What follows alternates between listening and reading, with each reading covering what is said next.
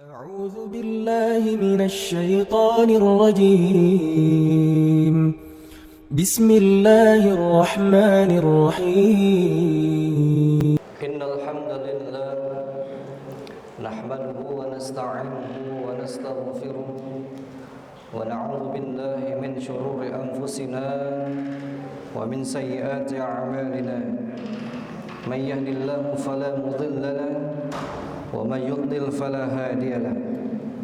أشهد أن لا إله إلا الله وحده لا شريك له وأشهد أن محمدا عبده ورسوله الذي لا نبي بعده. أما بعد فيا أيها المتقون عباد الله اتقوا الله حق تقاته ولا تموتن إلا وأنتم مسلمون. ثم قال الله تعالى في آية الكريم: يا أيها الذين آمنوا اركعوا واسجدوا واعبدوا ربكم وافعلوا الخير لعلكم تفلحون. Ma'asyiral muslimin jamaah Jumat rahimakumullah. Mengawali khutbah yang singkat ini, khatib berwasiat kepada kita semua, terutama kepada diri khatib pribadi. Marilah kita berusaha meningkatkan ketakwaan dan keimanan kita kepada Allah Subhanahu wa ta'ala dengan menjalankan semua kewajiban dan menjauhkan diri dari segala yang dilarang dan diharamkan oleh Allah Subhanahu wa ta'ala. Ma'asyiral muslimin rahimakumullah. Bulan Rajab telah pergi meninggalkan kita semua. Hitungan tahun Hijriah telah membawa kita memasuki bulan Sya'ban. Bagaimana tuntunan Rasulullah sallallahu alaihi wasallam dalam bulan Rajab?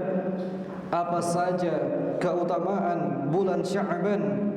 Peristiwa-peristiwa penting apa saja yang terjadi pada bulan Sya'ban? Pada kesempatan yang mulia ini, khatib akan menyampaikan khutbah dengan tema keutamaan bulan Sya'ban dan peristiwa-peristiwa penting di dalamnya.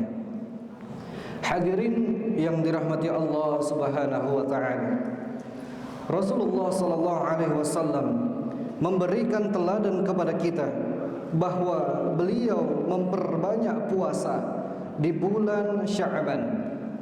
Sebagaimana diceritakan oleh Sayyidah Aisyah radhiyallahu anha, "Ma ra'aitu Rasulullah sallallahu alaihi wasallam istakmala siyama syahrin illa Ramadana wa ma ra'aituhu aktsara siyaman minhu fi Sya'ban." Tidaklah aku melihat Rasulullah sallallahu alaihi wasallam berpuasa sebulan penuh kecuali Ramadan, dan aku tidak melihat beliau berpuasa sebanyak pada bulan Sya'ban. Hadis riwayat Al-Bukhari dan Muslim. Rasulullah sallallahu alaihi wasallam juga menjelaskan kepada kita mengapa beliau memperbanyak puasa di bulan Sya'ban. Seperti disampaikan oleh sahabat Usamah bin Zaid radhiyallahu anhu, "Qultu ya Rasulullah, lam araka tasumu syahran minasy-syuhuri ma tasumu min Sya'bana."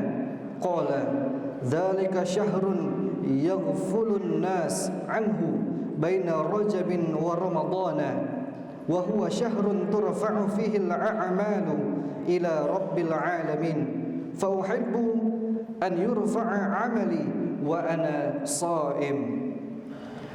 Usamah bin Zaid bertanya, "Ya Rasulullah, aku tidak melihatmu berpuasa sebanyak pada bulan Sya'ban."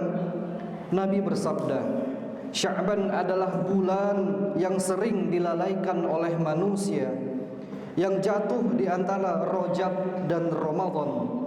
Sya'ban juga bulan diangkatnya amal perbuatan secara umum yang dilakukan selama setahun, ke suatu tempat di langit yang dimuliakan oleh Allah sang pemilik alam semesta.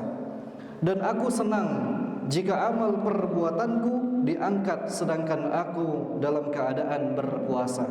Hadis riwayat Ahmad, An-Nasa'i dan Al-Baihaqi.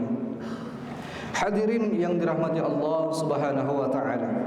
Terkadang juga Rasulullah sallallahu alaihi wasallam berpuasa Sya'ban lalu menyambungnya dengan Ramadan, seperti disampaikan oleh Sayyidah Aisyah radhiyallahu anha, kana ahabba asy-syuhuri ila Rasulillah sallallahu alaihi wasallam an yasumahu Sya'bana thumma yasilahu bi Ramadana, akhrajahu Ahmad wa Abu Dawud wan Nasa'i. Bulan yang paling disenangi Rasulullah sallallahu alaihi wasallam untuk berpuasa sunnah di dalamnya adalah Sya'ban. Kemudian beliau menyambungnya dengan puasa Ramadan. Hadis riwayat Ahmad, Abu Daud dan An-Nasa'i. Bahkan hadirin, Rasulullah sallallahu alaihi wasallam terkadang berpuasa Sya'ban sebulan penuh, dan terkadang beliau berpuasa di sebagian besar bulan Sya'ban, seperti yang diriwayatkan oleh Al-Bukhari dan Muslim. Hadirin yang dirahmati Allah Subhanahu wa taala. Tidak hanya sampai di situ, para ulama salaf juga memberikan keteladanan kepada kita bahwa jika bulan Sya'ban telah tiba, mereka banyak membaca Al-Qur'an serta banyak mengerjakan amal-amal soleh lainnya, di antaranya menunaikan zakat mal untuk membantu orang-orang dalam mempersiapkan bekal memasuki bulan Ramadan. Mereka juga meninggalkan berbagai kesibukan duniawi dan beralih untuk bersiap-siap menyambut bulan suci Ramadan. Di bulan Sya'ban mereka memperbanyak puasa, zikir dan solat malam. Mereka menamakan Sya'ban sebagai Syahrul Qurra atau bulan para pembaca Al-Quran. Ma'asyiral muslimin rahimakumullah. Di bulan Sya'ban ini juga terdapat satu malam yang berlimpah barokah dan bergelimang kebaikan, yaitu malam nisfu Sya'ban atau malam pertengahan bulan Sya'ban, yang insya Allah 14 hari lagi kita akan menjumpainya, yaitu pada malam 15 Sya'ban.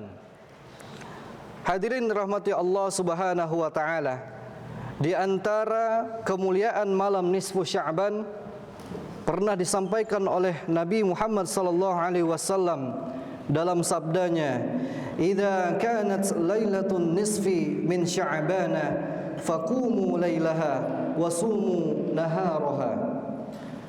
Jika tiba malam nisfu Sya'ban, maka solatlah sunnah pada malam harinya, malam 15, dan berpuasalah sunnah pada siang harinya, hari ke-15. Hadis riwayat Ibnu Majah.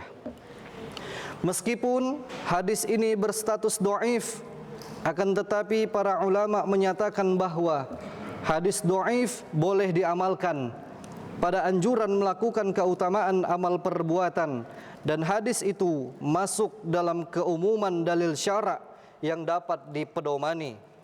Apalagi Ibnu Hibban menyatakan kesahihan sebagian hadis tentang keutamaan malam nisfu Sya'ban. Di antara hadis yang beliau nilai sahih adalah, "Yattali'allahu ila khalqihi fi lailatin nisfi min Sya'bana fayaghfiru li jami'i khalqihi illa li musyrikin aw musyahinin." Rawahu Ibnu Hibban wa Tabari wal Baihaqi.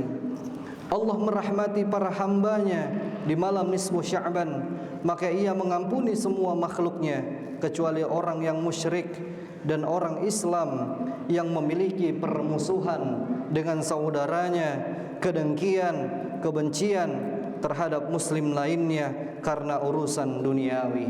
Hadis riwayat Ibnu Hibban, At-Tabari dan Al-Baihaqi. Bahkan Al-Imam Asy-Syafi'i menyatakan dalam kitab telah sampai berita kepada kami bahwa dulu pernah dikatakan, sesungguhnya doa dikabulkan pada 5 malam. Malam Jumat, malam hari raya Idul Adha, malam Idul Fitri, malam 1 Rajab, dan malam nisfu Sya'ban.